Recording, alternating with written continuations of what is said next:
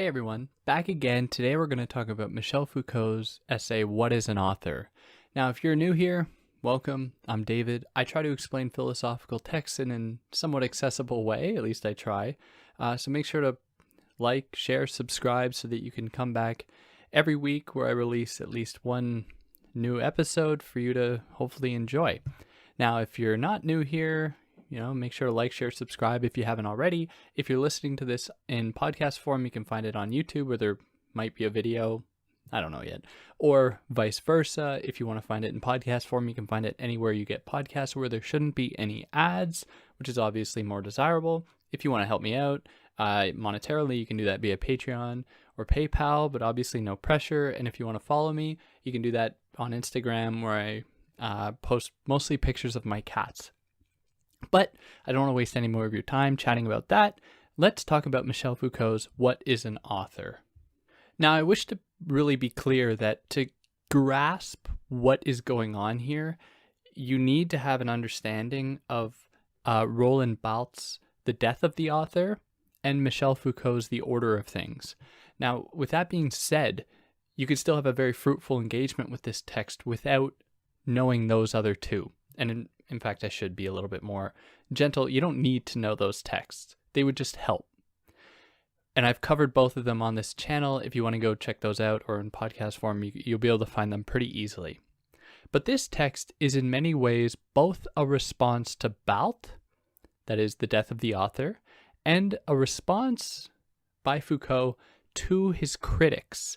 And these are critics who followed his or criticized his book, The Order of Things, or in French, Les mots et les choses, which was released in the mid-60s.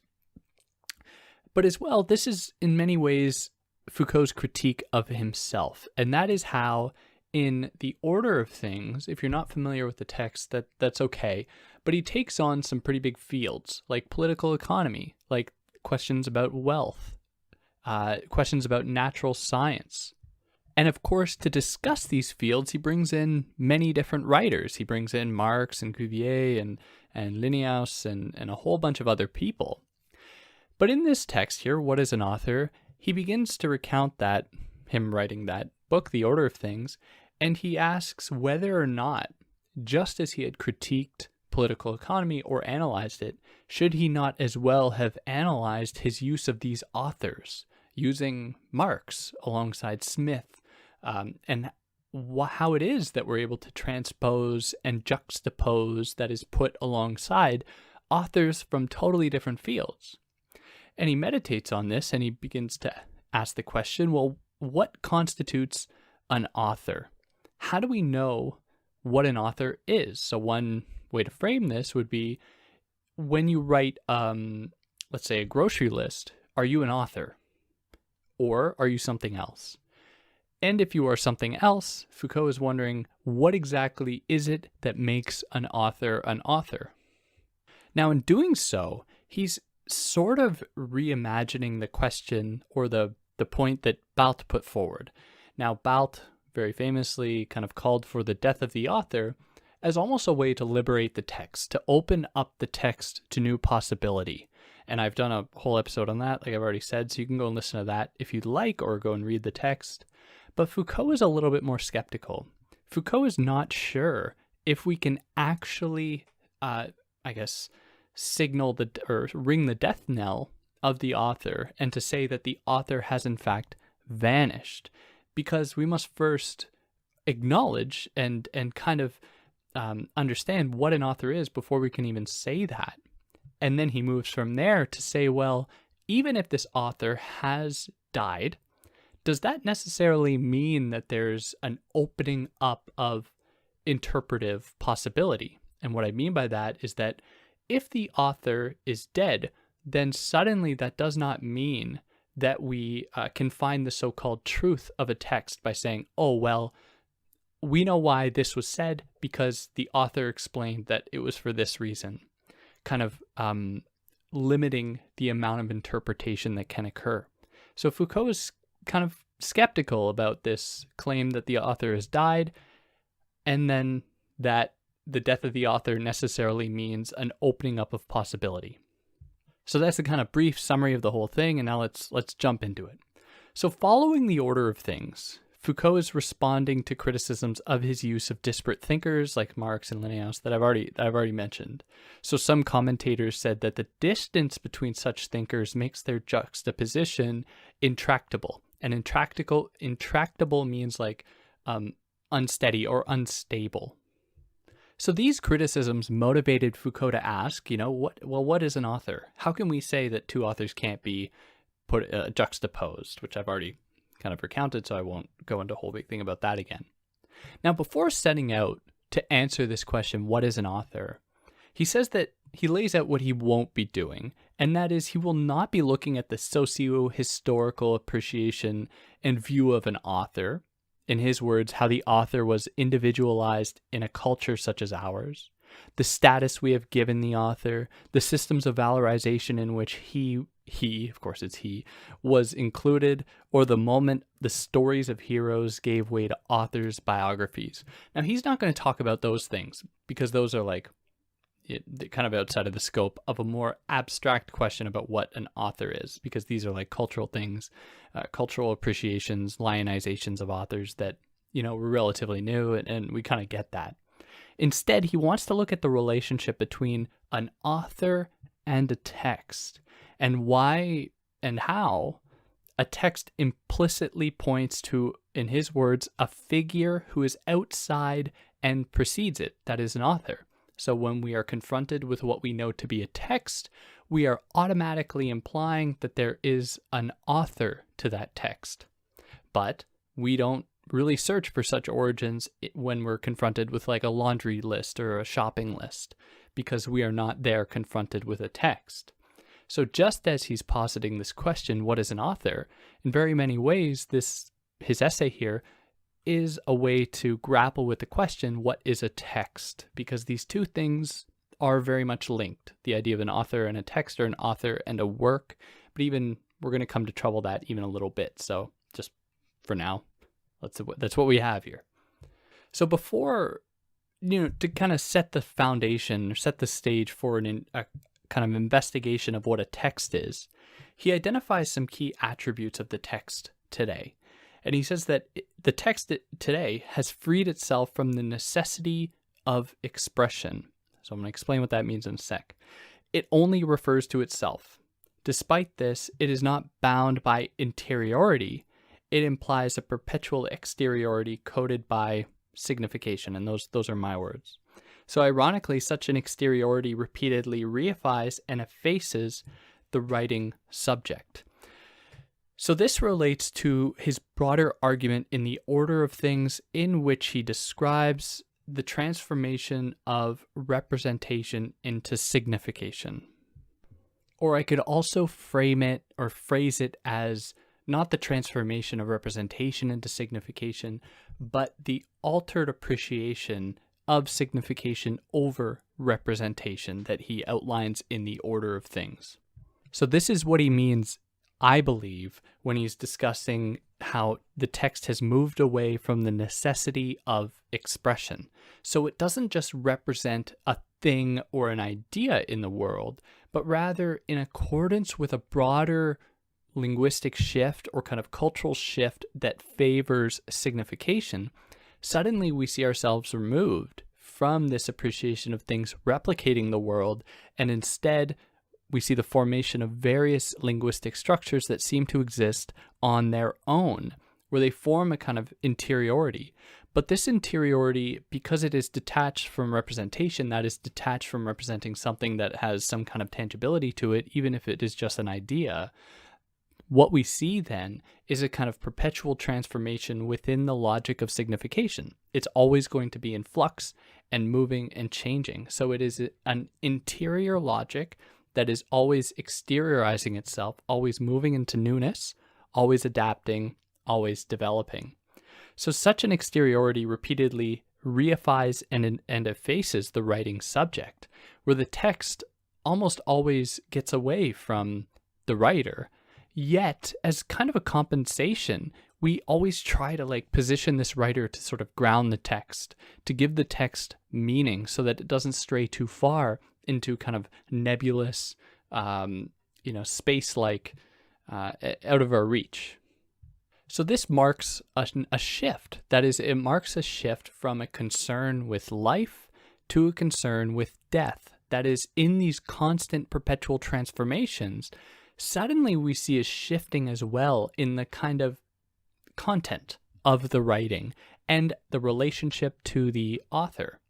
So no longer is writing a means by which to stave off or to push death away, like with the Greeks, who tried to maintain the hero's immortality in so many cases. Today, instead, writing has license to kill, not necessarily in its content, but it's in its effacement of its author. That is, the death of the author, always moving beyond it. So this is further reduced by the writer's status as a writer, a person without identity existing only for the text.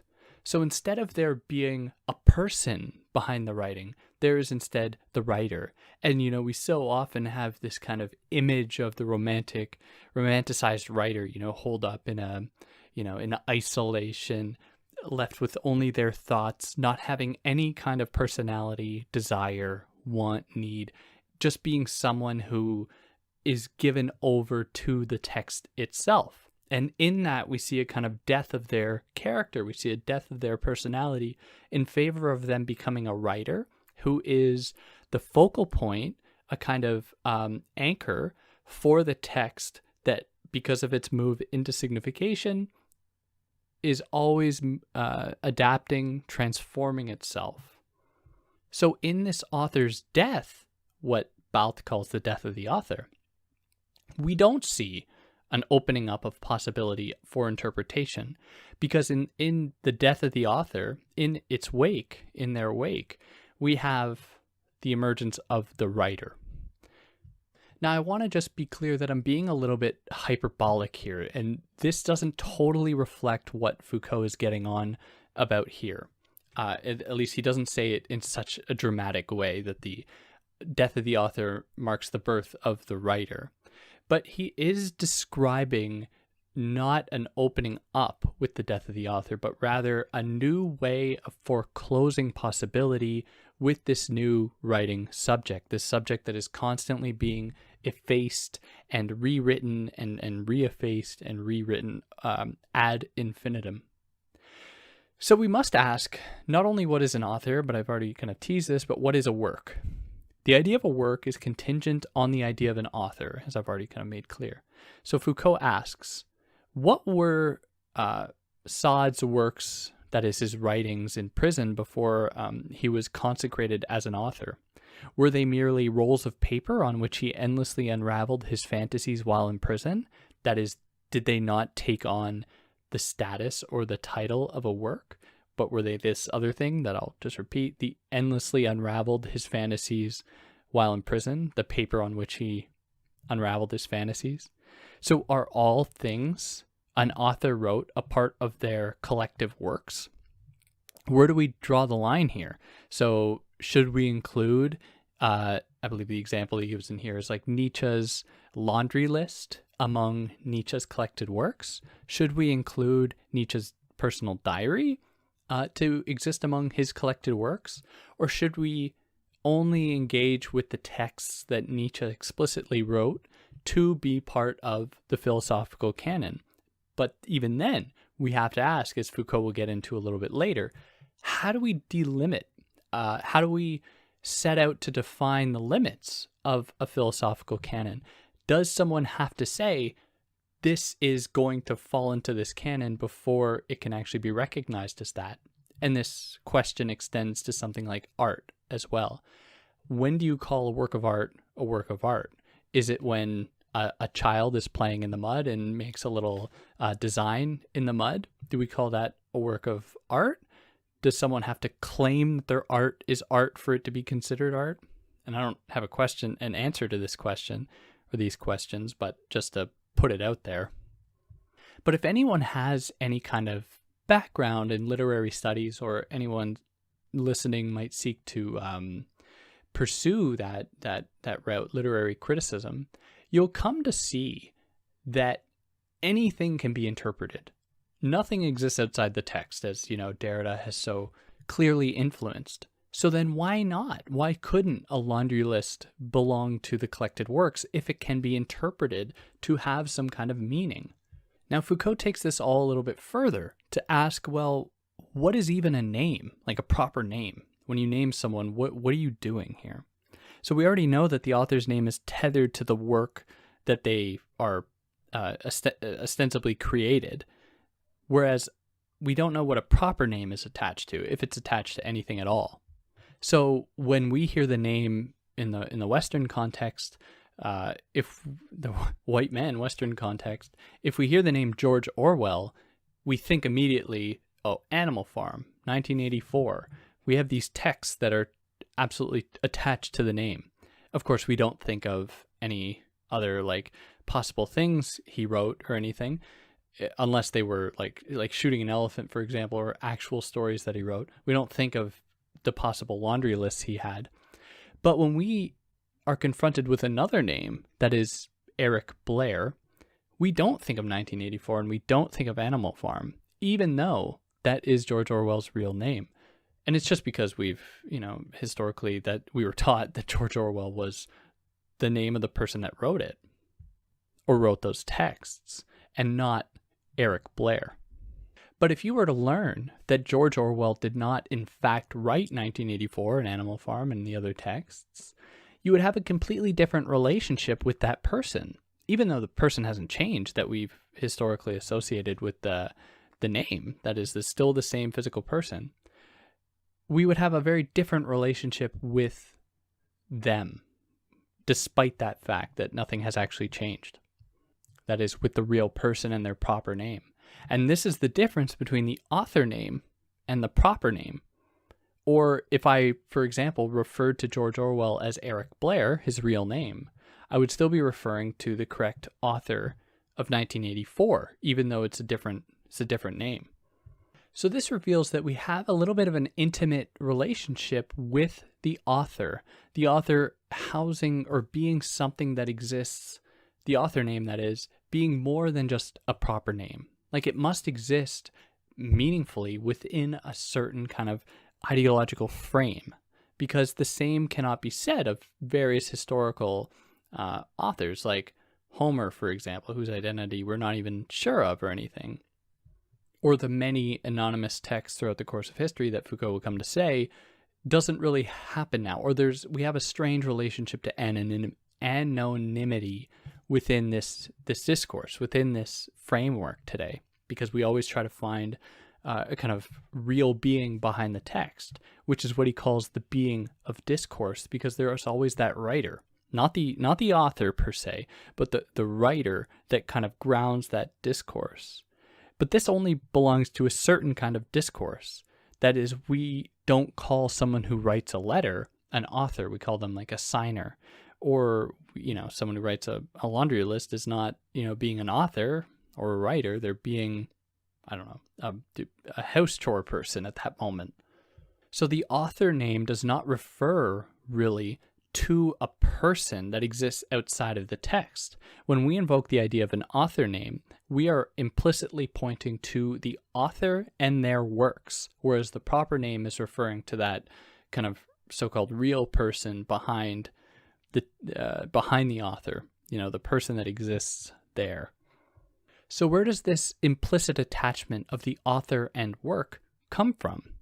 For Foucault, and this is keeping with pretty much Foucault's entire, all of his works, is that it comes from a kind of penal appropriation, a kind of punitive or system that seeks to force a kind of code upon people to keep them somewhat in line. So this is the point at which a text could be transgressive and therefore punishable. So it became necessary to, be able to attach a name to a text that might be transgressive, that might pose a challenge to the social order, so that they could be, properly dealt with. So prior to authors, there were, and he identifies that there were mythical, sacralized, and sacralizing figures, and they didn't produce works really, at least not in the way that we understand the work in terms of author work today. They produced acts, in his words. By contrast, a text is not a singular thing like an act. It is instead something to be circulated, something to be exchanged. And maybe an overly simple way to think about this is to think about the distinction between oral culture and written culture, where in oral culture, there is no single author to a text. In fact, there are, or a story. In fact, there are many people that add to the story, that help it transform and mold into newness. Whereas with the writer is like the kind of strict authority behind it. And the writer is the thing that grounds it, even though it itself will move and transform in its own way. So no surprise then the author would emerge alongside industrialization as just one point along this history of the written word and property. So the transgressive potential of the text was a compensation for this planned historical emergence, a way to inject the writing with more than relations of production. So let me rephrase that to try to make it make sense. Foucault locates the emergence of this idea, this implicit attachment of the author and the work, alongside industrialization, alongside liberalism and property, where he identifies that people became, to put it really simply, really obsessed with owning things. So it became a matter of owning your work. And he traces this also to like publishing houses that and ideas about copyright and all this that wanted to keep a firm white knuckle grip on ownership. So it is at this point that the idea that a text could be transgressive, whereas in like oral setting, you wouldn't have texts be transgressive really, not in this sense, because the text is always already bound up with the hierarchical and hegemonic regime of capitalist production here. So it's another way by which the text compensates by injecting some kind of transgressive message, even though for Foucault, he's a little bit suspicious. He thinks it to be almost superficial, because the text is always already bound up with the dominant social and economic order, that it limits its actual transgressive potential. So this obviously does something to this idea of anonymity, because you can't copyright something if you're anonymous. So this, he looks upon this idea of anonymity, and he asks, okay, how has this been historically? Where he says that within authorship, there are variations of the rule. So Foucault recounts how science text expected an appeal to authority, that is historically, and therefore demanded names, whereas historically literary texts could be anonymous, like like in the case of the oral tradition, or like fairy tales written by folks, like they didn't always have names explicitly attached to them. And he's very clear. He's not trying to like develop a universal principle here. Like, of course there are exceptions to this, but he's just identifying this broad trend. However, in the 18th century, he identifies a transformation in which where this sequence reversed. If an anonymous text is found, the concern becomes over search for an author's identity. So suddenly a literary text couldn't be really anonymous, at least not like appreciated as anonymous. The kind of truth behind the text had to be found in the form of the author. And the same, the reverse happens as well in science, where suddenly there's a move away from having the authority of a science figure, of a science person, suddenly giving way instead to anonymity, and instead only an appeal to mostly the ideas as being whether or not they are sound or valid in terms of a broader, or in relation to their broader attachment to the overarching system of scientific rationalism. So the construction of this idea of the author, that is, it's entering into this literary framework, is not a spontaneous thing then. It was rather it comes about through various formulaic and systematic efforts. And he traces back to Saint Jerome a similar kind of a similar desire to lay out the foundations for the recognition of an author, where Saint Jerome laid out the necessary steps to determine legitimacy of author authorial status over many texts they produced and whether or not it was produced by a single person or many. So number one, if there is a poorly written text among well-written ones, it is to be excluded from consideration. Number two, same should be done if one text conflicts with overall doctrines of the others or doctrine of the others. Number three, same done if one is written in a different style, that is, you get rid of the outlier. And number four, if there are temporal inconsistencies, then it can be chalked up to there being more than one author, which Foucault says kind of either it directly set the stage for this emerging appreciation of authorship, or it symbolically did in that it was speaking to a kind of broader systemic shift that was occurring, and it kind of captured that shift, and it wasn't being prescriptive. That is, it wasn't like laying out the rules itself. So of course these kind of tenets impose rules upon what an author can do. That is, they're expected to be like consistent, which obviously restricts their potential. So consistency is expected, and if there are developments, they should be able to be explained. That is, if there are changes in an author's like overall works, like if one text is very much different than the others, it is always like, okay, we have to make sense of this by looking at the author's like biography and finding out whether or not there was some kind of change in their life that motivated this change in their writing, which is just to return to this idea of a kind of transcendental, a transcendent author that is like the all-knowing agent of the text. So despite all this, we must remember that there is a distance between the author and a text, where we are sure that they imply one another, but there's still some kind of break between the two, where the author is not necessarily synonymous with the narrator within a text, just as the author's history is not synonymous with the writer who is immediate. So this is that distinction between the author and writer here again. So Foucault provides the example of math, like a math book. Like if I were to write a book explaining some mathematical theorems or something. Now, in the case of a math book, Foucault identifies three different I's, or three different selves. He says there is the I that writes the preface, there is the I within the text, who's like, I will prove that 1 + 1 = 2 with this theorem.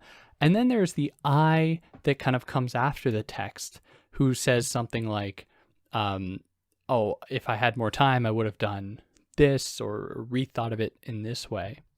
So the first I, the I of the preface, is the one that appeals to their kind of history as an author, as their person, where they're like, I'd like to thank so-and-so, I'd like to thank, funding from so-and-so, kind of giving a background to their own personal lives.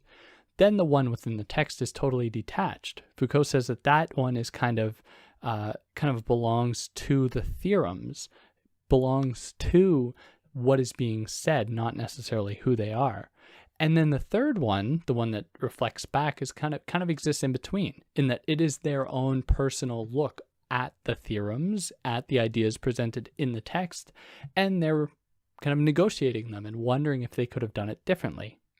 So the author, for him, is comprised of these three selves. So then at this point, he gives a kind of summary on how he's constructed this idea of the author. And he says this: the author function can be kind of summarized as follows. The author function is linked to the juridical and institutional system that encompasses, determines, and articulates the universe of discourse. Number two, it does not affect all discourses in the same way at all times and in all types of civilization. Number three, it is not defined by the spontaneous attribution of a discourse to its producer, but rather by a series of specific and complex operations. And number four, it does not refer purely and simply to a real individual, since it can give rise simultaneously to several selves, to several subjects, positions that can be occupied by different classes of individuals. Now, in giving us these kinds of characteristics, that is, the idea of the author existing discursively and existing not necessarily as being a reflection of the person, but rather being attached to this idea of the text, as this idea of the author and work relationship being almost ideological. It exists only at a certain point within human history. That is our relationship to the text. It has to be a certain way for that to happen. After laying those out, he says that he's only engaging with a pretty narrow idea about what an author is here. So he's not really talking about, as I mentioned earlier, what like an artist, that is like a painter, in relationship to their painting, whether or not they're an author, and how do you necessarily disentangle their possible conflation or being confounded. But what about these authors that have produced more, for example, than a text that is their own, whose work has spawned entire swaths of other works like Marx and Freud?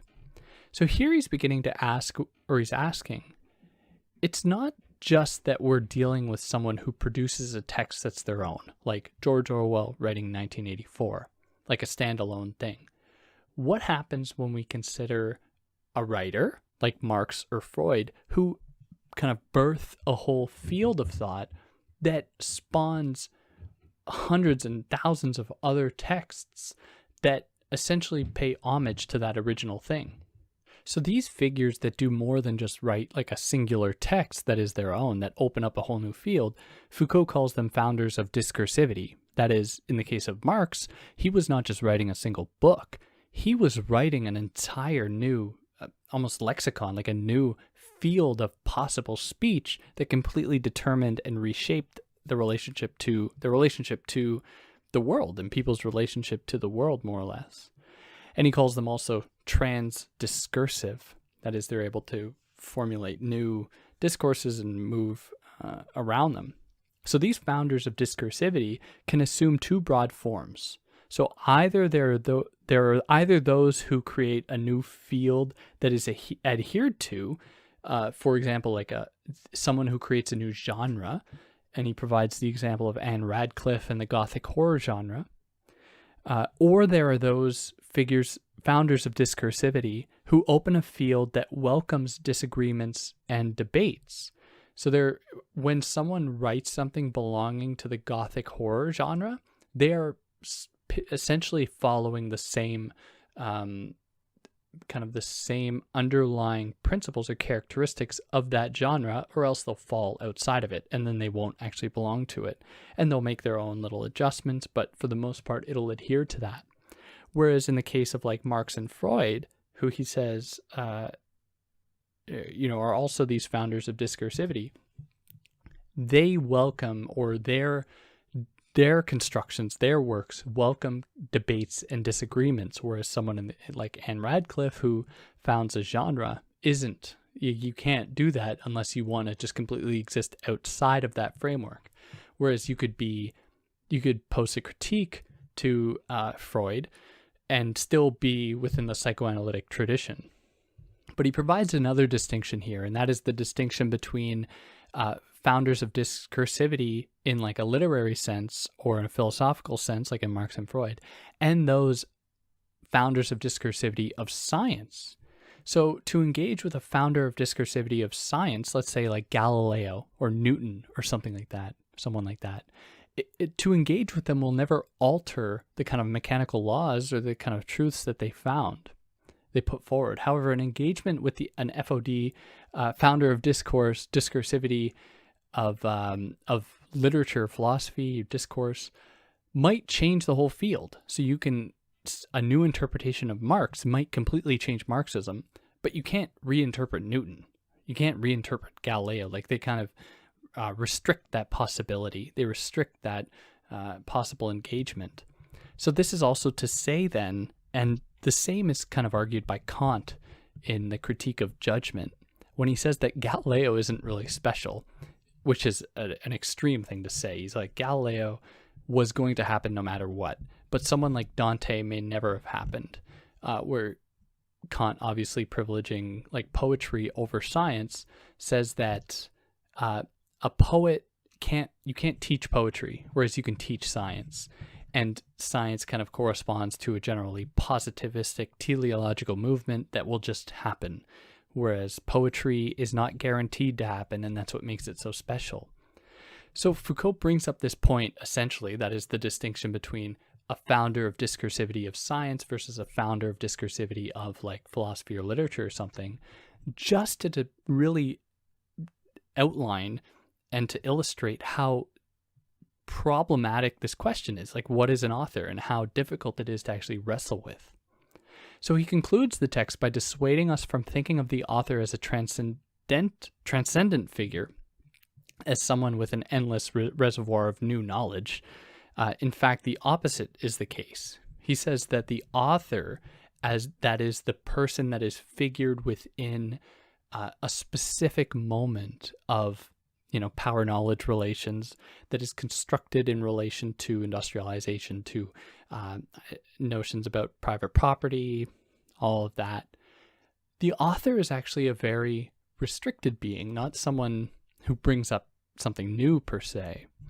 So he looks forward to possibility of moving away from the search for an author in order to really open up newness that he thinks doesn't really happen when Barthes mentions the death of the author or signals the death of the author. Instead, Foucault is still hoping for that to happen.